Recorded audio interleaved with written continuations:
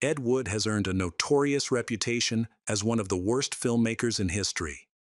He's been the butt of jokes, faced ridicule, and even found himself shunned by many.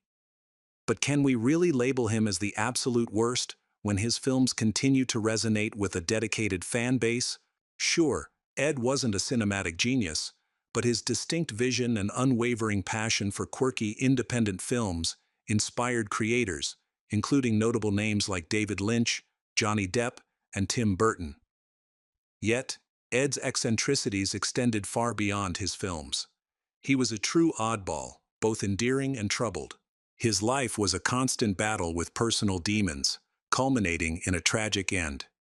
He passed away in obscurity and poverty, discovered in a pose that seemed almost theatrical, reminiscent of his own bizarre films. In this piece, we'll delve into the fascinating yet tragic journey of Ed Wood, including the darker aspects of his life that Tim Burton didn't touch on. Born Edward Davis Wood, Jr. in 1924 in Poughkeepsie, New York, Ed came from humble beginnings. His father, Edward Wood Sr., worked as a custodian for the U.S. Postal Service, and the family moved around before settling down in Pippi to raise their children. From an early age, Ed was captivated by comic books, pulp magazines, the occult, and of course films. Growing up during the 1930s, he experienced a golden era of these interests, particularly drawn to the classic Universal horror films, like Todd Browning's Dracula and James Whale's Frankenstein, both released in 1931. Other favorites included The Mummy by Karl Freund and The Black Cat by Edgar G. Ulmer. Ed even dreamed of remaking The Black Cat as Dr. Voodoo in 1954, hoping to bring back stars Boris Karloff and Bela Lugosi. Although this project never materialized, the B-westerns of the time also significantly influenced his filmmaking style. A true film enthusiast, Ed often skipped school to catch movies at the local theater, collecting discarded stills and recognizing early on the value of movie memorabilia at a time when many films were simply thrown away after their theatrical runs. A lingering rumor suggests that his mother dressed him in girls' clothing until he turned 12, driven by her desire for a daughter, despite having two sons. This practice supposedly played a role in his later inclination toward cross-dressing, a claim shared by his second wife, Kathy O'Hara. While his fascination with women's attire likely stemmed from various complex influences, one particular obsession took root. The soft texture of Angora from the sweaters and dresses his mother chose for him. Wearing such garments was certainly unconventional for boys back in the 1920s and 30s. On his one-tooth birthday in 1936, Ed received a Kodak Cine special camera, which he put to use filming the Hindenburg as it flew over the Hudson River, mere minutes before its catastrophic crash in Lakehurst, New Jersey. Ed's early jobs included being a cinema usher, and he showcased his musical talents by singing and drumming in a band. Eventually, he created a quartet named Eddie Wood's Little Splinters, where he sang and played various string instruments. In 1941, after the attack on Pearl Harbor, Ed found himself in the crosshairs for the draft at just 17.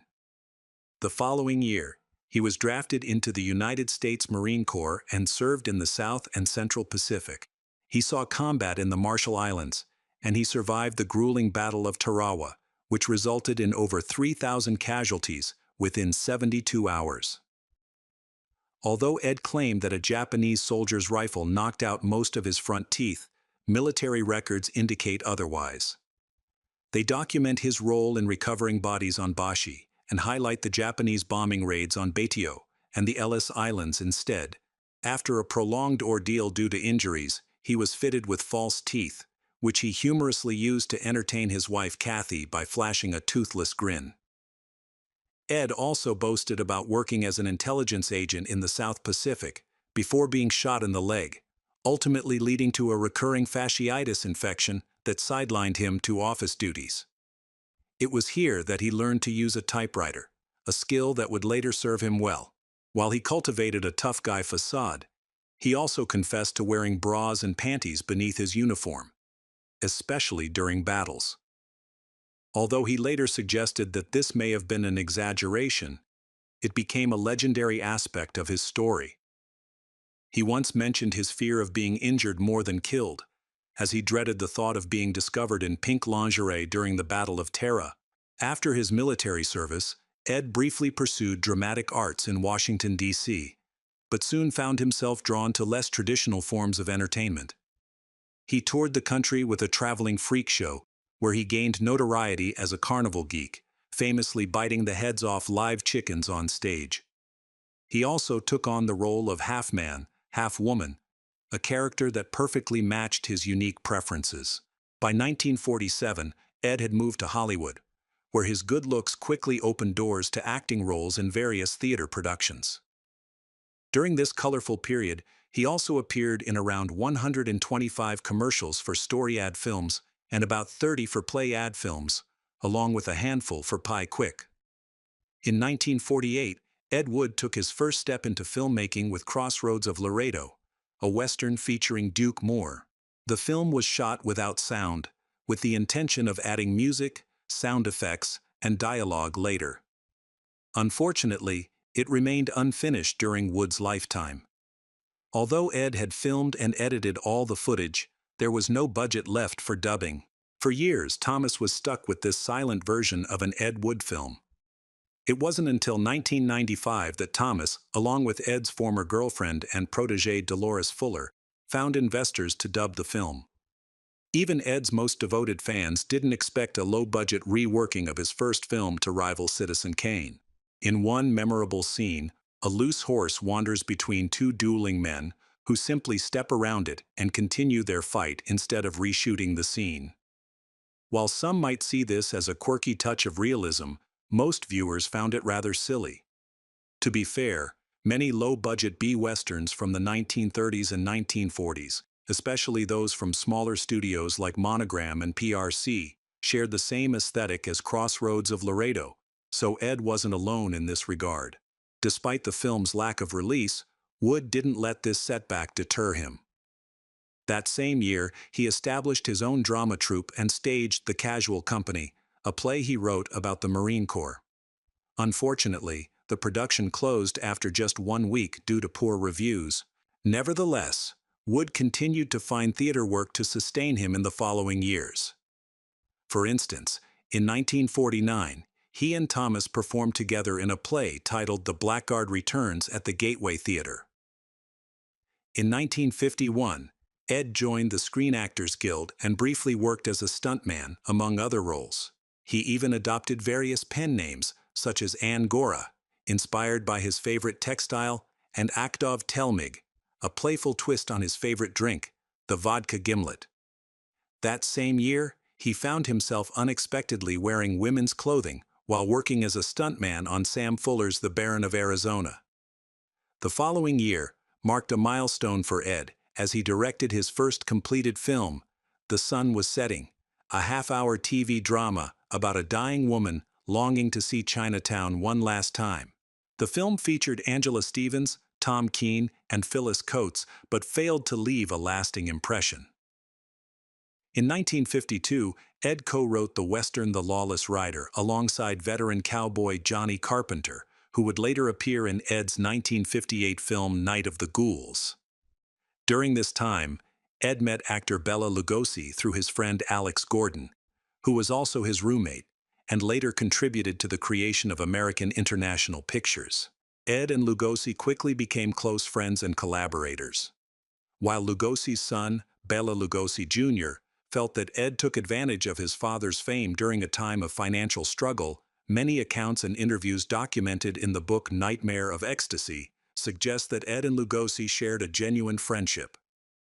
Ed reportedly supported Lugosi through bouts of severe depression and drug addiction, assisting him with stage and television appearances in various capacities, which hardly seems exploitative. Bela Lugosi found himself trapped in a cycle of morphine addiction, which he used to cope with the relentless pain of sciatica. Alongside this physical struggle, he faced emotional turmoil stemming from his recent divorce. Unfortunately, his substance abuse had already derailed his acting career long before he crossed paths with Ed Wood.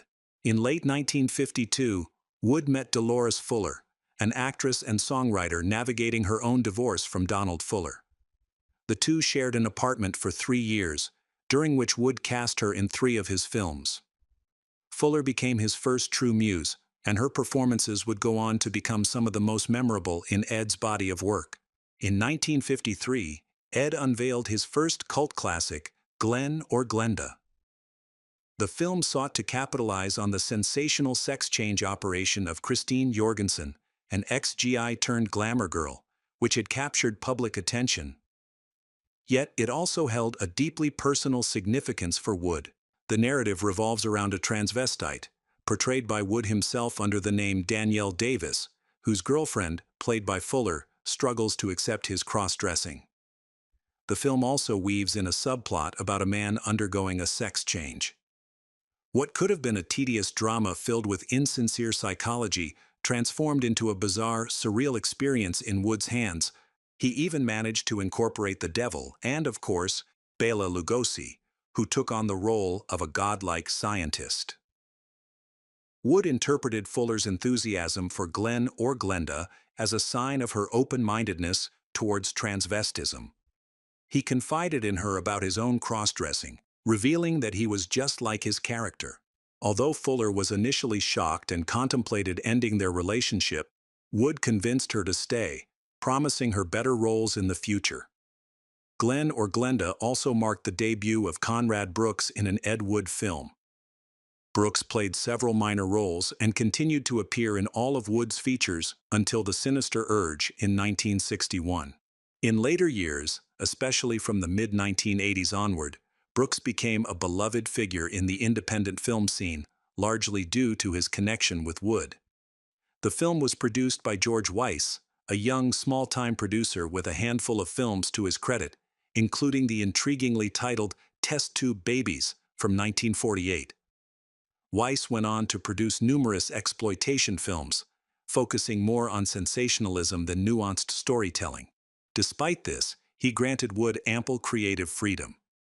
While Weiss's personal opinions on the final product remain unclear, his primary concern was making films quickly and cheaply for profit. Glenn or Glenda was shot in just 5 days. Upon release, it barely broke even. Despite its low budget, the subject matter was too avant-garde for its time. Even with the public's interest in Christine Jorgensen, it wasn't until later that the film found its audience among fans of the bizarre. These enthusiasts embraced the film as a unique exploration of a still misunderstood topic.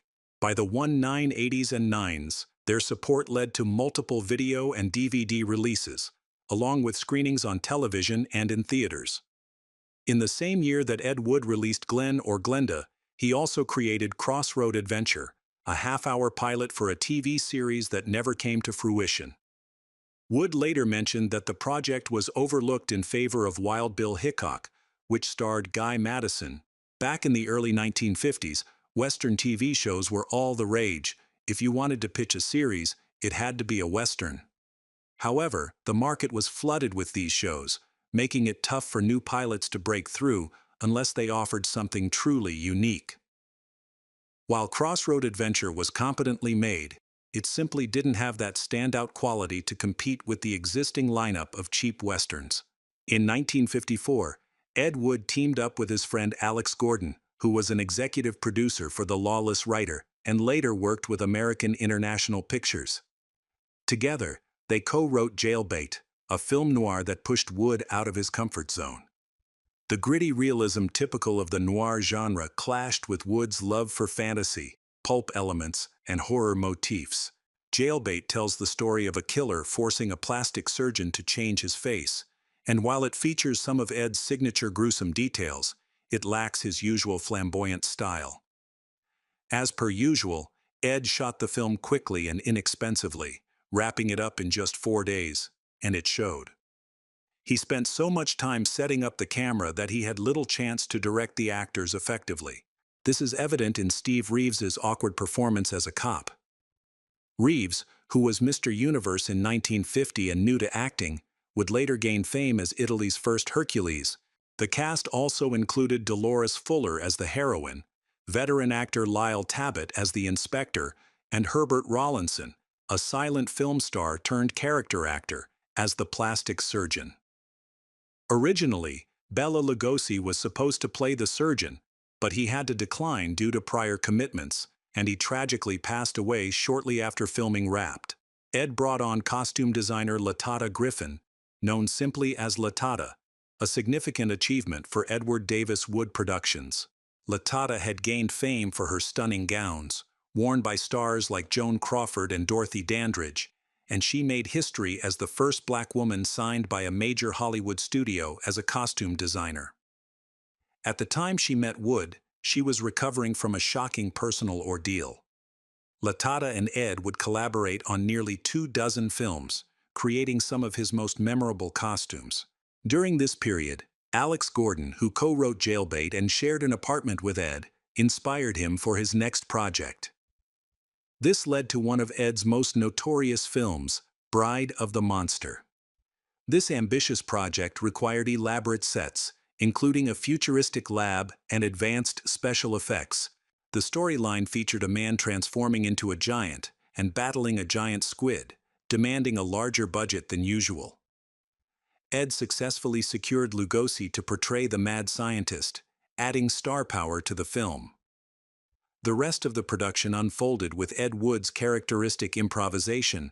In the story, Lugosi's character takes refuge in a derelict house deep in the swamp, protected by his hulking sidekick Lobo, and a giant squid that resembles more of an octopus.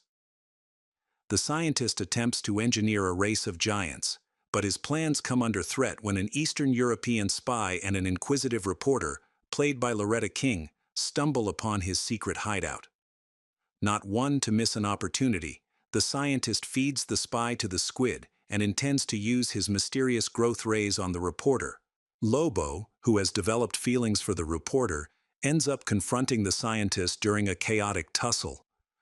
Ultimately, the scientist faces his own creation, growing into a giant himself but tragically meeting his demise courtesy of his own monstrous squid. The synopsis may read like a campy tale, but Ed's unique vision is what transforms the film into pure entertainment. Lacking the budget for professional sets or props, Wood ingeniously repurposed anything that bore even a hint of technological flair as laboratory decor. Instead of authentic brick walls, he settled for some rather shoddy brick wallpaper. The special effects were nothing to write home about either. When the scientist becomes a giant, all he does is slip on some platform shoes to add a few extra inches to his stature. The climactic showdown with the squid? You can't help but chuckle as Lugosi flails around, barely managing to make the rubber tentacles appear believable while sitting in a puddle. Interestingly enough, one of the most unforgettable sequences in the Burton film depicts a raucous scene featuring a crew who breaks in to swipe the rubber squid from the studio lot. Wood often recounted this tale as if it were reality, but the truth was much simpler. They simply rented the creature at a low price, and it held little value for anyone beyond Wood himself. Regardless of the exaggeration, this anecdote speaks volumes about his unwavering creativity and relentless drive to produce films by any means necessary. Despite its flaws, the film is endlessly entertaining. The amateurish effects and sets lend it an irresistible charm. It's hard not to admire Wood's ambition, as he genuinely believed he was crafting more than just a run-of-the-mill sci-fi flick. The one part of Bride of the Monster is the comic relief character, Kelton the Cop, portrayed by Paul Marco. Kelton is a bumbling policeman who finds himself in a series of slapstick predicaments. While the comedy feels a bit clumsy, there's an undeniable warmth to his character. Years later, Marco reprised his role as Kelton in the 2005 film The Naked Monster. Shortly after wrapping Bride of the Monster, Ed and his partner Fuller called it quits. Although she had a small role in the film, their split was reportedly tied to Fuller's struggles with Ed's cross-dressing. His increasing alcoholism and the decision to reduce her screen time in favor of newcomer Loretta King also played a part. Fuller later candidly remarked that she was quite conventional and couldn't adapt to the situation, insisting she wanted a man that was all man. After their breakup, Fuller stepped away from acting, which may have been a blessing in disguise. Though she wasn't the strongest actress, she had a knack for music, eventually penning hit songs for artists like Elvis Presley, Nat King Cole, and Peggy Lee. Ironically, Fuller is now better known for her connection with Ed Wood than her accomplished songwriting career. Around the same period, Ed Wood ended his friendship and collaboration with Alex Gordon. Gordon had started producing for AIP, thanks to his connection with Samuel Z. Arkoff, the company's co-president. Ed felt a sense of betrayal because he was left out of the deal. Arkoff didn't think much of Ed's skills, which might have been understandable. Later on, Ed claimed that Arkoff had lifted the story for How to Make a Monster from a script he submitted. Shortly after his breakup with Dolores Fuller, Ed tied the knot with actress Norma McCarty, who played Eddie the stewardess in Plan 9 from Outer Space. Recently divorced and with 2 sons from her previous marriage, McCarty's union with Wood surprised his friends. He invited them to what they believed was a cast party, only to reveal a wedding cake and a preacher announcing his marriage. Unfortunately, the marriage lasted about a month, ending when McCarty discovered Ed's cross-dressing. While it's often said that their marriage was annulled, the truth is they neither annulled it nor legally divorced. After the split, Ed briefly moved in with Paul Marco. The year 1956 proved to be challenging for Wood. He began filming The Vampire's Tomb, casting Bela Lugosi as the vampire, but the project fell apart when Lugosi passed away from a heart attack. Wood was reportedly one of the last people to see him alive. Some footage from this film later found its way into Plan 9 from Outer Space. Lugosi's death also derailed other planned projects, including a TV series titled Dr. Akula, the film Dr. Voodoo, a remake of The Black Cat, and a horror western called The Phantom Ghoul, which was supposed to feature Lon Chaney Jr., John Carradine, and Tor Johnson, among others. Wood had grand plans for this film, intending to write and produce it while Harold Daniels would direct, but once again, his ambitions were dashed. Ed also tried his hand at a teenage action film called Rock and Roll Hell, but he had to scrap it when producer George Weiss pulled out. The leftover material ended up in the hands of actor Conrad Brooks.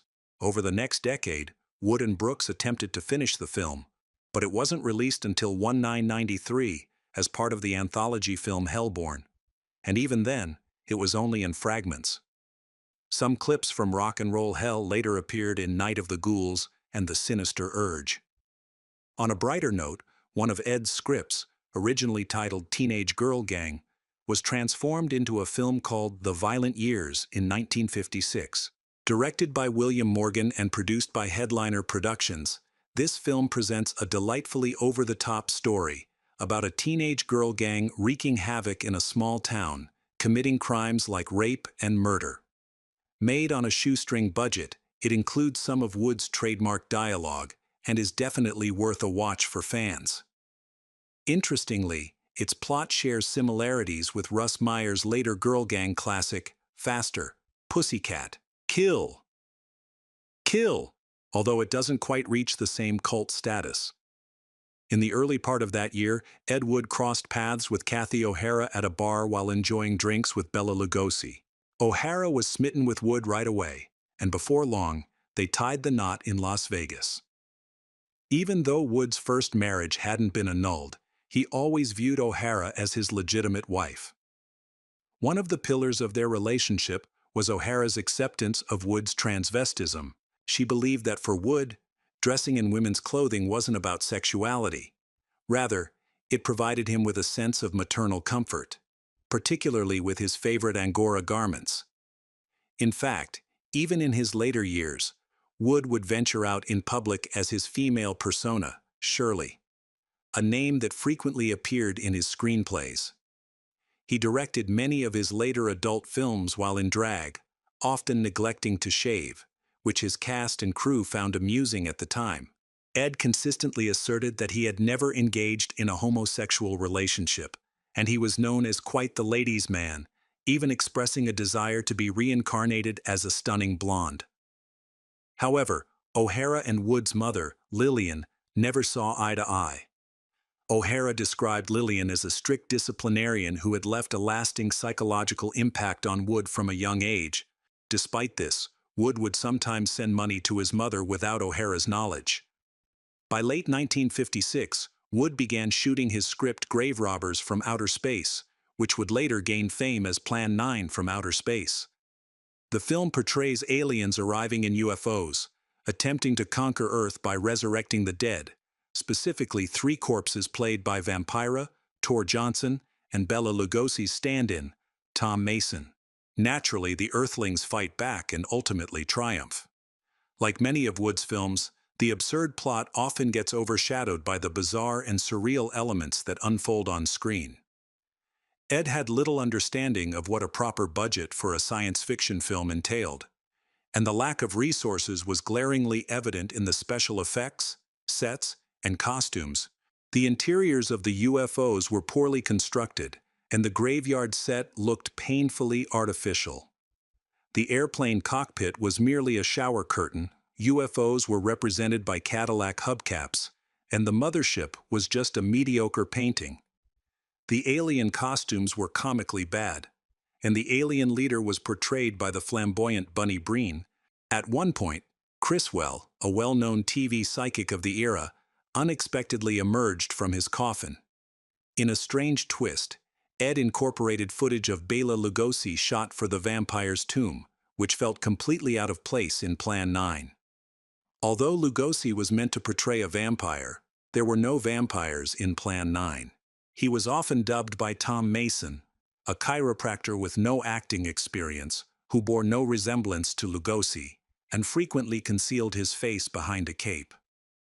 Midway through filming, Wood faced a financial crisis, but unexpectedly found support from the Baptist Church of Beverly Hills, which agreed to fund the project on the condition that the entire cast convert to their religion. This led to a mass baptism for the actors in a Beverly Hills swimming pool. Aside from Bela Lugosi, the most recognizable cast members included Criswell, wrestler Tor Johnson, and Vampira, whose real name was Mila Nouri. Vampira was a former stage actress, model, and dancer who had a rumored romance with Orson Welles and was nearly discovered by Howard Hawks. Despite her near miss with stardom, Ed Wood was captivated by her. She gained fame hosting the Vampira show on ABC in 1954, but after her show ended, her Hollywood career faltered.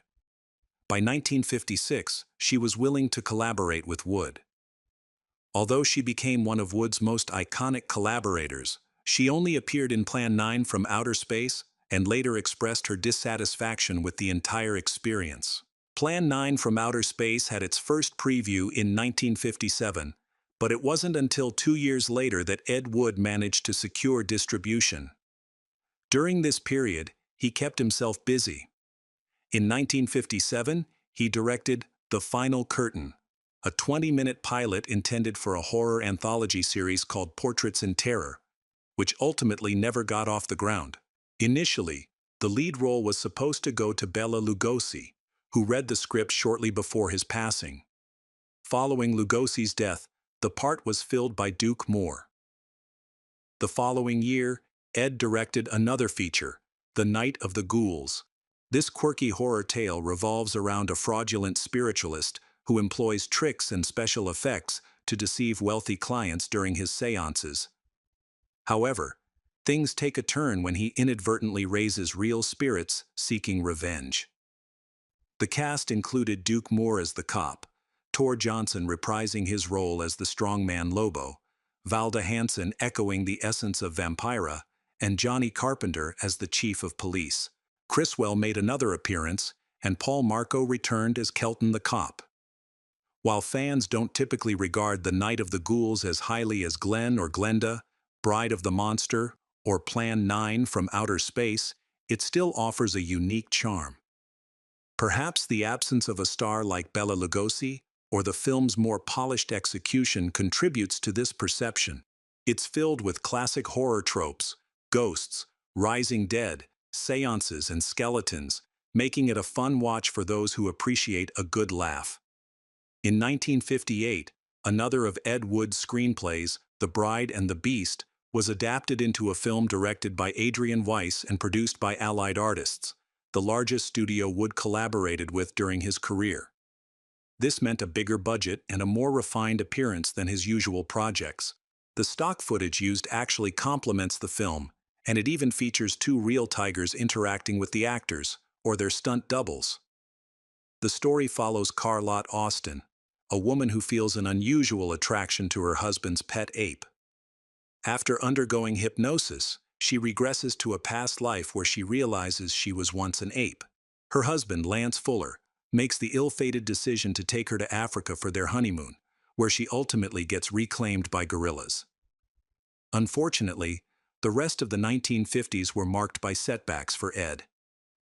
He tried to kick off several projects, but none came to life. It wasn't until 1961 that he returned to filmmaking with The Sinister Urge. This film aimed to expose the world of the smut industry, particularly targeting nude photographers. However, despite its provocative premise, it turned out to be a rather dull crime drama. Ed even added a relatively explicit rape scene after the film had already been released in some regions, hoping to spark interest. The straightforward narrative clashed with Ed's flair for pulp fiction, sci-fi, and horror, making it one of his less memorable works. Even with familiar elements like a cross-dressing cop and characters rambling off-topic, hallmarks of Ed's style, the film failed to make a significant impact on his career or the exploitation cinema landscape. In 1962, Ed Wood took on the role of a script doctor for Married Too Young, a project directed by George Moscov for Headliner Productions, the same studio behind The Sinister Urge. Unfortunately, by the early 60s, Ed's film career had fizzled out. Many of his ambitious projects from that era never saw the light of day. He had ideas for films like Ghouls of the Moon, which would have been a follow-up to Plan 9 from Outer Space, utilizing more of Bela Lugosi's unused footage. There were also plans for The Peeper, a sequel to The Sinister Urge, and the comedic sci-fi flick Attack of the Giant Salami, which aimed to feature comedy legend Joe E. Brown, horror icon Boris Karloff, and Valda Hansen from The Night of the Ghouls. Ultimately, The Sinister Urge remained his sole directorial venture during the 1960s, aside from adult films. Needing to make ends meet, Ed turned to writing pulp novels, often leaning toward the more risque side of the genre. He quickly established himself as a prolific and talented author for hire. His works, typically filled with cheap thrills and crime, bore his unique stamp, frequently exploring themes like transvestism, anxieties about homosexuality, and of course, Angora sweaters, often with a dash of horror. Some of his more provocative titles included Raped in the Grass, Shrouds and Caskets, The Executive's Forced Entry, and Death of a Transvestite Hooker. Occasionally, he also dabbled in non-fiction, which often mirrored the sleaziness of his fictional works. In 1967, Ed discovered he had an illegitimate daughter from a relationship he had during World War II with a woman he dated while serving in the Marines.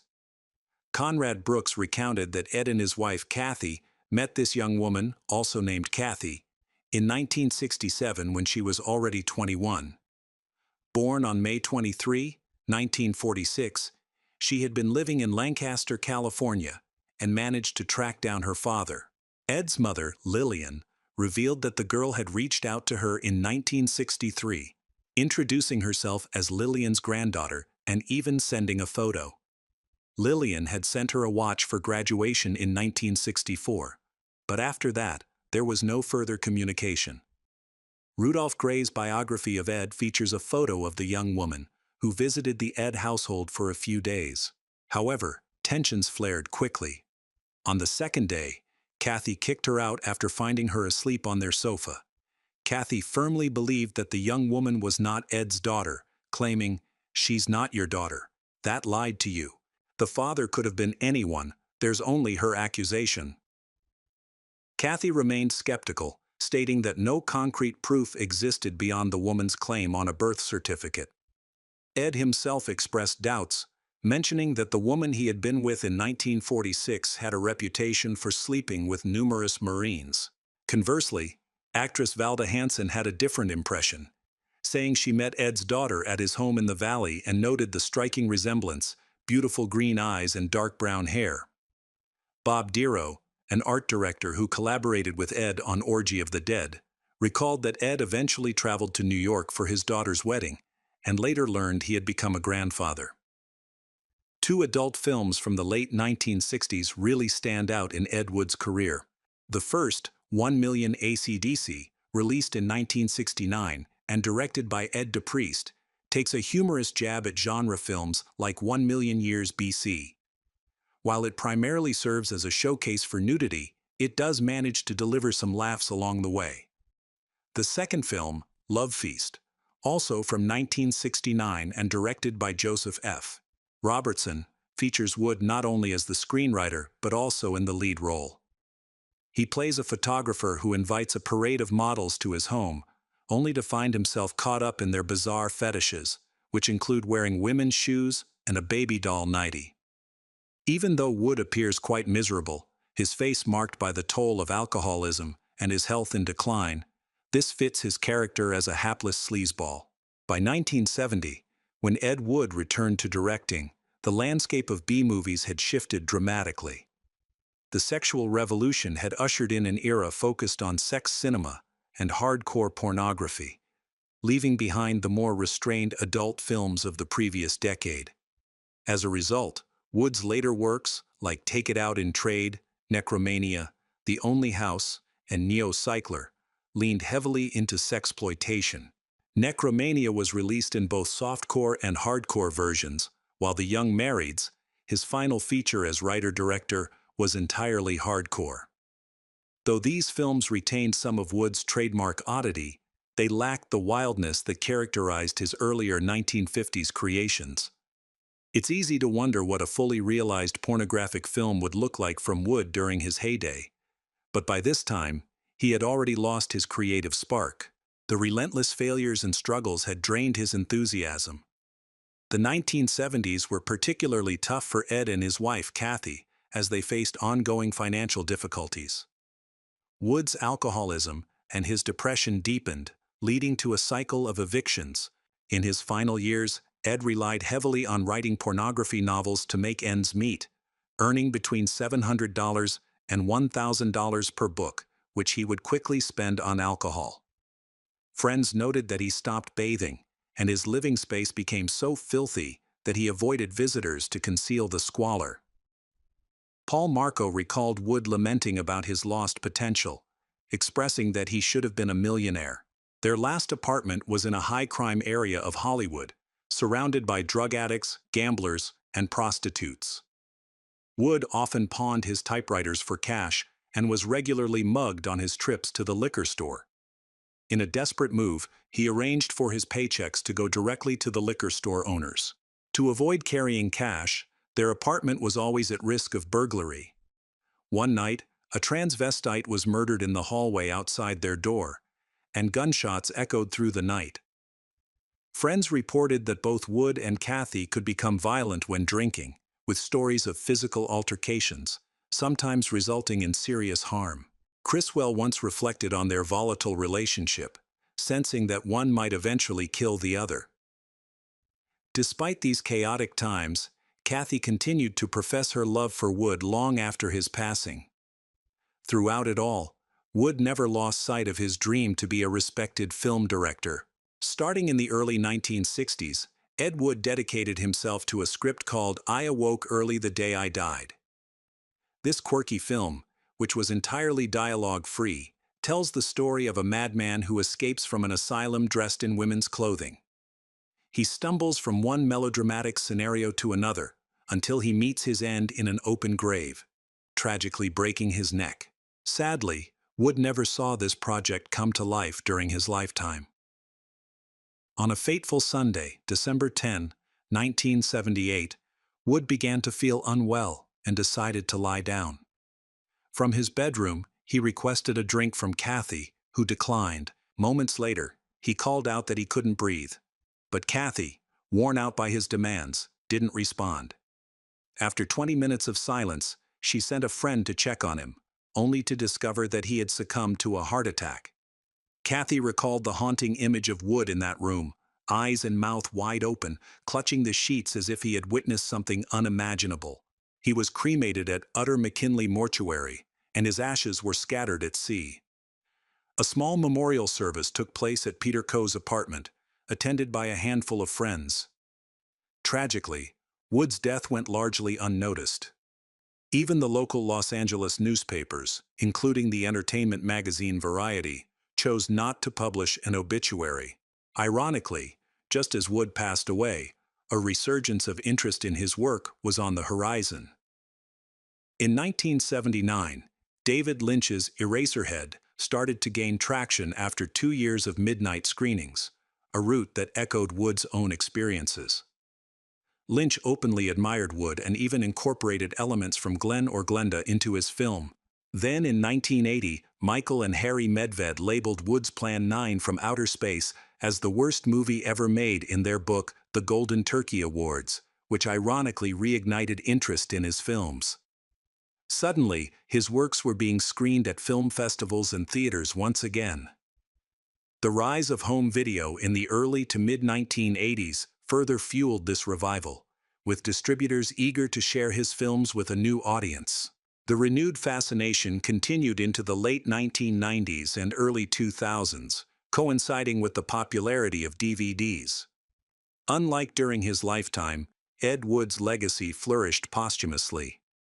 This revival culminated in 1992 with the publication of Nightmare of Ecstasy, The Life and Art of Edward Davis Wood by Rudolph Gray, which became the definitive biography on Wood. In 1994, Tim Burton brought Wood's story to the big screen with Ed Wood, starring Johnny Depp, which won 2 Oscars. Who could have imagined that Ed would ever be connected to the Academy Awards?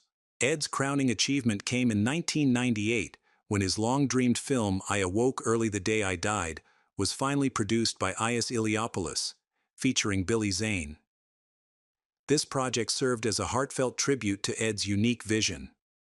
All these events illustrate that Ed Wood's legacy remains vibrant, even decades after his passing.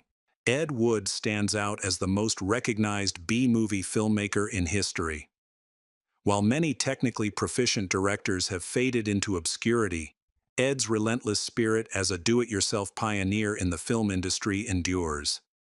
Thus, this episode ends here. If you liked what you saw, please give us a like, subscribe, and share your thoughts in the comments section. See you again.